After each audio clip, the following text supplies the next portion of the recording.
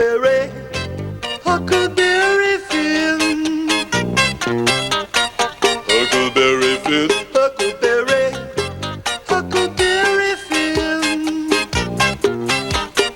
Huckleberry Finn, Huckleberry, Huckleberry Finn. Huckleberry Finn, Huckleberry, Huckleberry Finn. Huckleberry Finn. Écoutez-moi et je vais raconter l'histoire d'un garçon qui aime la liberté. Il est sympa, il s'appelle Huckleberry et il habite au bord du Mississippi. Huckleberry, Huckleberry Finn. Huckleberry Finn, Huckleberry, Huckleberry Finn.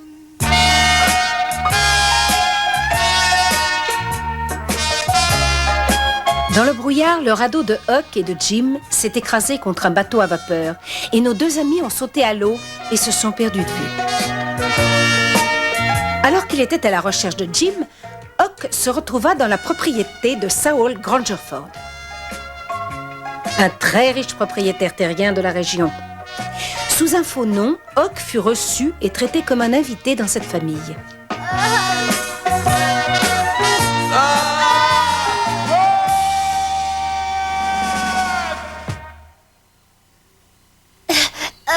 Jim, Jim.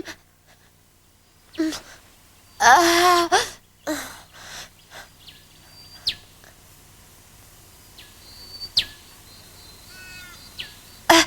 Ah, ça y est, je me souviens. Ils m'ont accueilli comme un de leurs amis. Ah, Lily, t'es là, toi?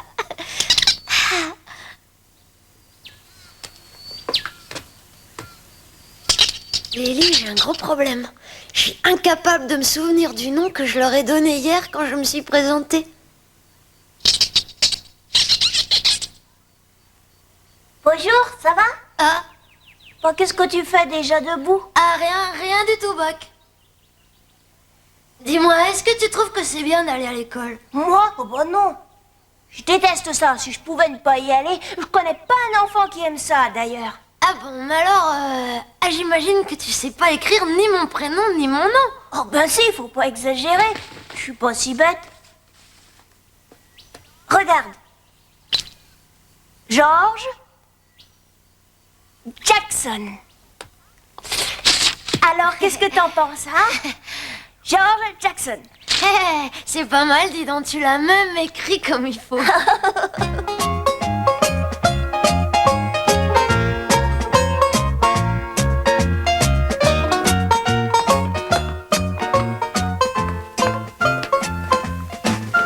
Surtout, Annie, ne le quitte pas un instant. Ne le laisse pas sortir. Surveille-le bien, d'accord?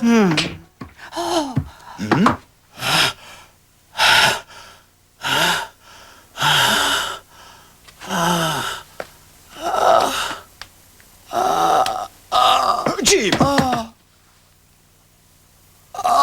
Mais où crois-tu pouvoir aller comme ça?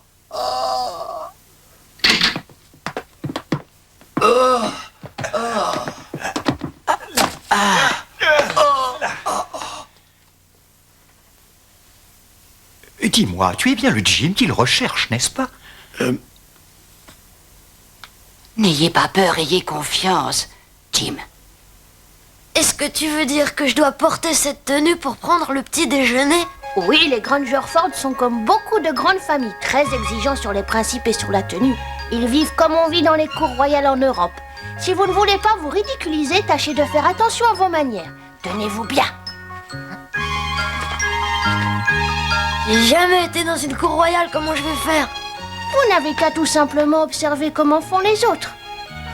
Monsieur Grangerford fut dans le passé un colonel de l'armée, vous savez. C'était un grand homme et extrêmement distingué et très très discipliné.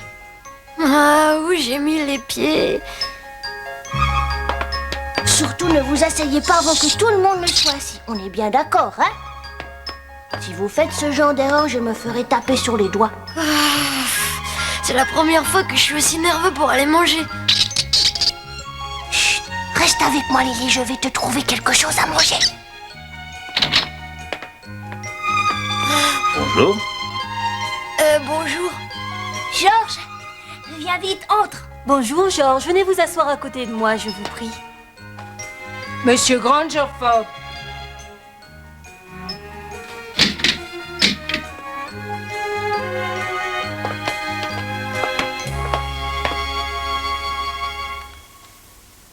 Bonjour, père.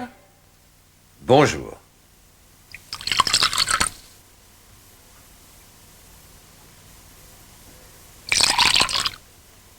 Père, mère, nous souhaitons que votre repas soit agréable et bon appétit. Merci les enfants. Merci à vous.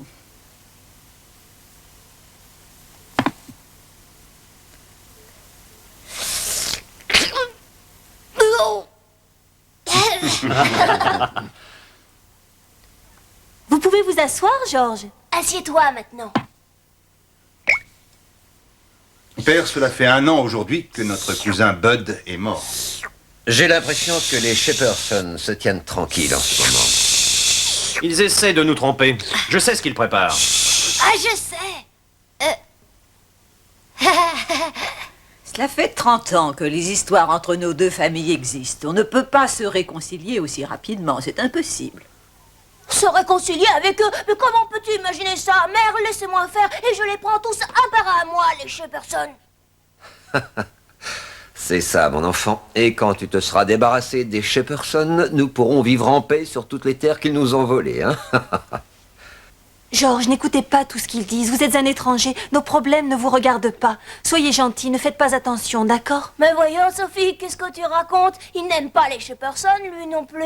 C'est pas vrai, Georges? Je sais pas, je les ai pas encore vus. Colonel! Qu'est-ce que c'est? Colonel Grangerford, vite! Que se passe-t-il? Ce sont encore les Shepperson. Cette fois, ils viennent de partir avec notre dernière récolte de coton. Il faut faire quelque chose. Quoi? Tu as entendu?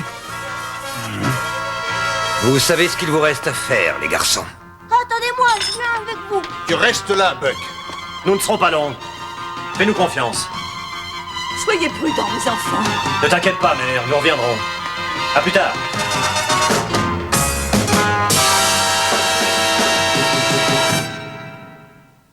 N'ayez pas peur, vous pouvez nous faire confiance. Je peux même vous assurer qu'on ne vous dénoncera pas. Au contraire, nous vous aiderons. Oui, ma femme a raison. Nous sommes blancs, mais nous ne supportons plus cette discrimination raciale. Nous ne voulons pas que les Noirs soient nos esclaves. Nous sommes pour l'égalité des races. Nous avions une énorme plantation avec beaucoup d'esclaves. J'ai dû, pour les retenir et les forcer à travailler, faire des choses horribles. Et puis un jour, j'ai fait faillite. Je n'avais plus rien. Eh bien, je peux vous dire que nous n'avons jamais été aussi heureux que maintenant. Nous vivons tous les deux, ma femme et moi, de la pêche et de la chasse.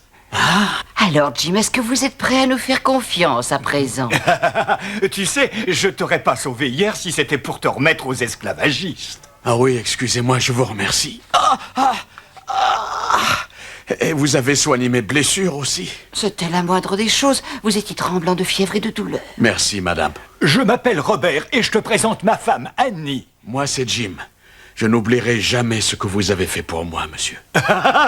Mais si, oublie ça, Jim, tu ne me dois rien. Exactement. Vous n'avez pas à nous remercier, c'est tout à fait normal. Il y a quelque chose que j'aimerais vous demander. Quand vous m'avez trouvé près de la rivière, vous n'avez vu personne d'autre, hein? C'est-à-dire? Un jeune garçon, il est blanc. On l'appelle Huckleberry Finn. Huckleberry?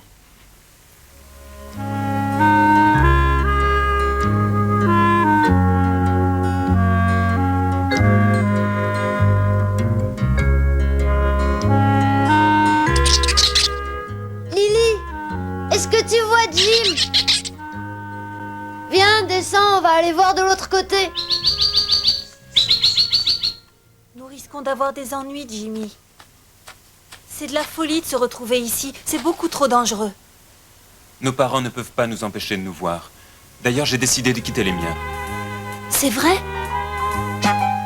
Vous ne pouvez pas faire ça, Jimmy. Rendez-vous compte, ça va créer encore plus de problèmes entre nos deux familles. Hélas, je ne peux pas faire autrement, ma douce aimée. C'est le seul moyen de nous en sortir. Qu'est-ce qu'elle est belle. Qui est là? Georges! C'est Georges! Mais qu'est-ce que vous faites par ici, Georges? Je cherche Bah, je fais une petite promenade, Sophie. Georges? Est-ce que je l'ai déjà vu? Non, je ne crois pas. Il vit chez nous en ce moment. Je vois. Sophie, ma petite Sophie. Oui. Vous viendrez avec moi, n'est-ce pas? Oui. Bon, je m'en vais à présent. Faites attention, Jimmy. Jimmy. Jimmy, c'est le plus âgé des fils Jefferson. Georges, Oui. promettez-moi de ne jamais rien dire à personne de ce que vous avez vu cet après-midi. S'il vous plaît. Oh, Georges, je vous en prie. Bah, bien sûr, je dirai pas un mot de tout ça, Sophie. D'ailleurs, j'ai rien vu, rien entendu et je sais rien. Oh, Georges.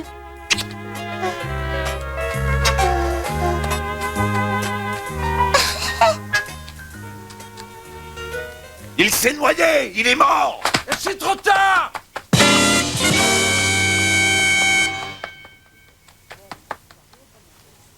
Oh, monsieur Georges. Qui est-ce? Vous le connaissez? C'est un esclave qui se sauvait, ça ne fait aucun doute. Vous ne pouvez pas le connaître, monsieur. Pauvre homme, il n'a pas réussi à s'échapper, il s'est noyé. Mon Dieu, mon Dieu. Jim. Allez, soyez gentil, éloignez-vous.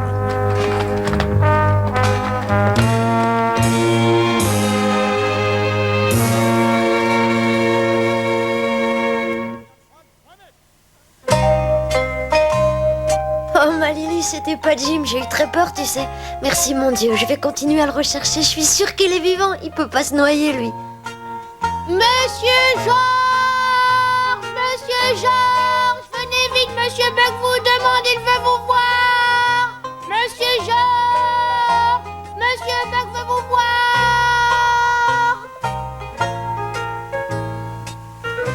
Hey Georges, tu viens avec moi à la chasse? Tiens, attrape!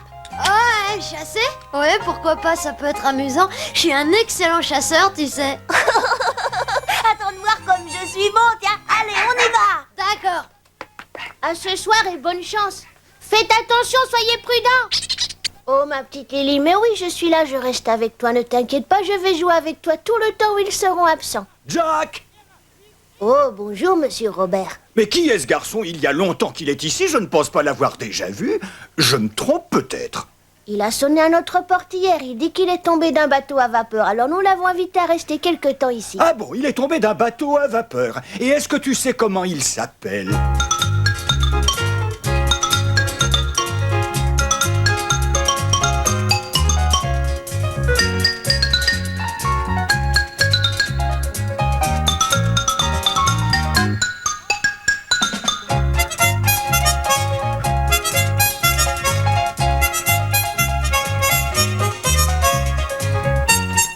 Ça me regarde peut-être pas, mais j'aimerais bien te demander quelque chose.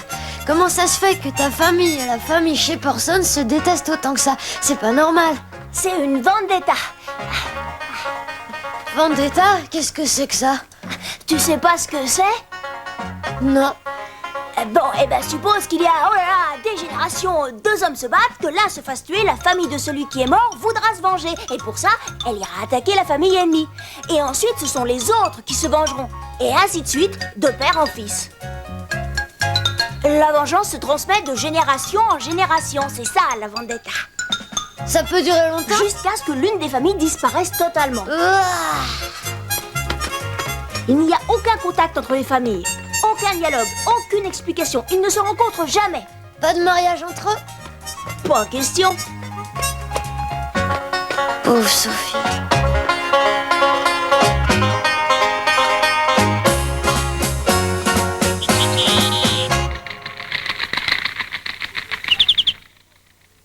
Regarde celui-là comme il est beau. Dépêche-toi. Mais où es-tu? Georges, où es-tu?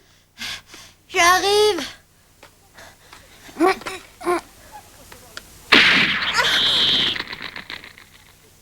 Qui c'était? Quel est l'imbécile qui a tiré ce coup de fusil? C'est pas moi. Ah. Oh.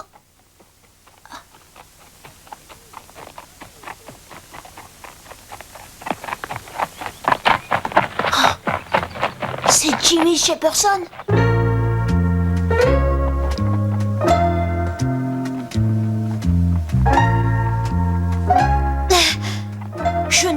pas le laisser passer comme ça devant moi sans faire quelque chose. Buck, calme-toi.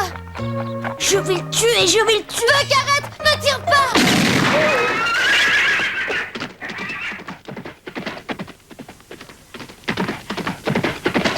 Viens vite.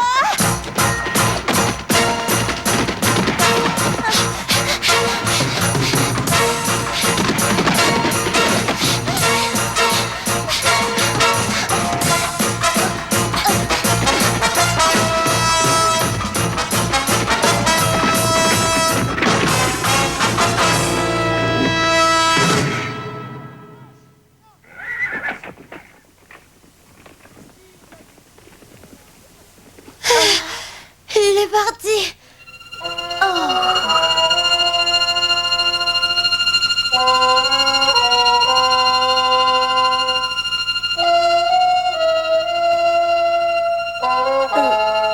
Je tirerai un coup de feu sur Jimmy Shepperson. Imbécile! Tu n'as pas de quoi être fier. Lui, il ne t'a pas tiré dessus parce que tu n'es qu'un enfant. En plus, tu n'étais pas à découvert quand tu as fait feu, d'après ce qu'on m'a dit. Je ne savais pas que mon fils était un lâche. J'aurais dû l'arrêter. Nous avons déjà assez d'ennuis avec ce vol de coton, mais alors là, maintenant, ce n'est pas prêt de s'arranger. Je déteste tout le monde. Je les déteste tous. Pourquoi suis-je née dans cette famille?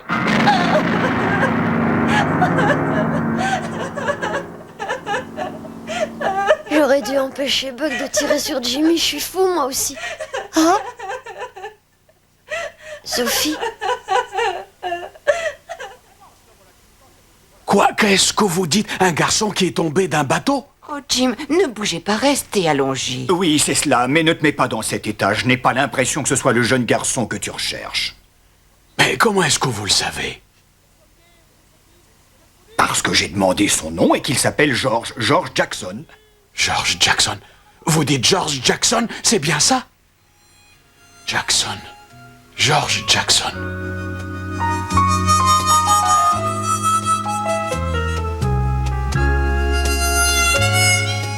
Huck n'a pas oublié Jim. Mais il est très préoccupé par les problèmes de Sophie qui aime secrètement Jimmy Shepperson, un des fils de la famille ennemie de la sienne. Et par Buck, qui a tenté de tuer Jimmy.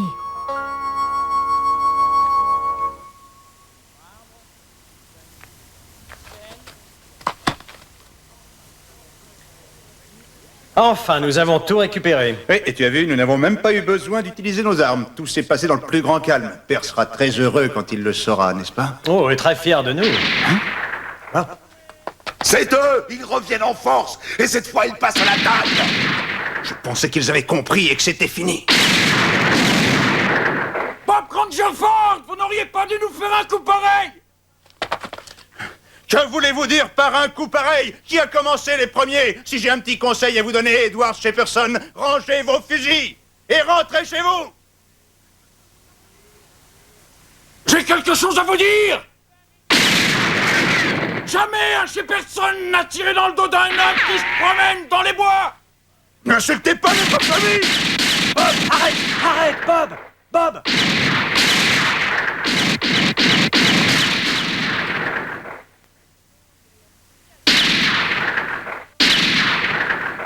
Monsieur Bob! Monsieur Tom!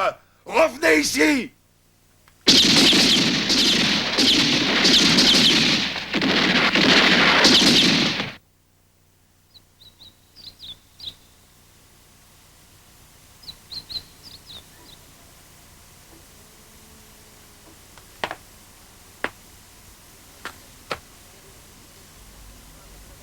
Betsy, Bob et Tom ne sont pas encore rentrés? Non, non, madame. J'espère qu'il ne leur est rien arrivé. Après tout, Buck n'a blessé personne. Je ne devrais pas m'inquiéter à ce point. Oh non, non, madame ne devrait pas s'inquiéter. Oui, qui est-ce? George. Entrez. Sophie, je voulais vous dire que j'étais vraiment désolée pour ce matin.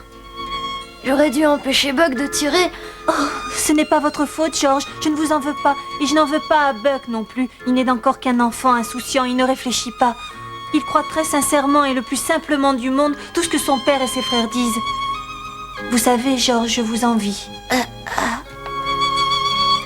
Vous êtes peut-être seul, mais vous êtes beaucoup plus heureux que les membres de ma famille ou de la famille Shepperson. Sophie,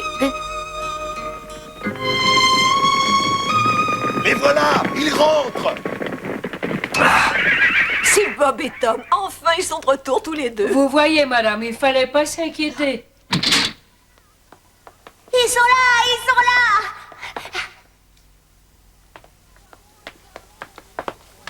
Tom, où est Bob? Pourquoi il n'est pas avec toi? Calme-toi, Buck. Bob n'est pas avec nous, un point c'est tout. C'est pas une réponse.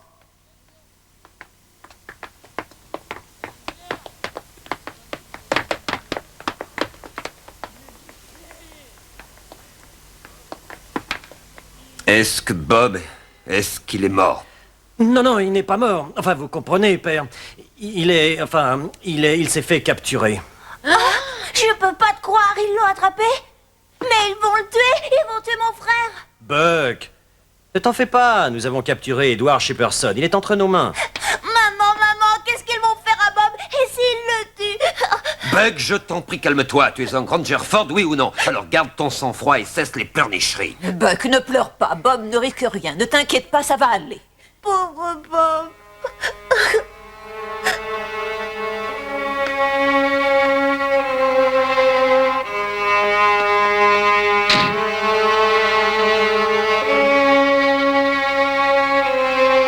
Huck est mal à l'aise et très inquiet. Il sent qu'une chose terrible va arriver.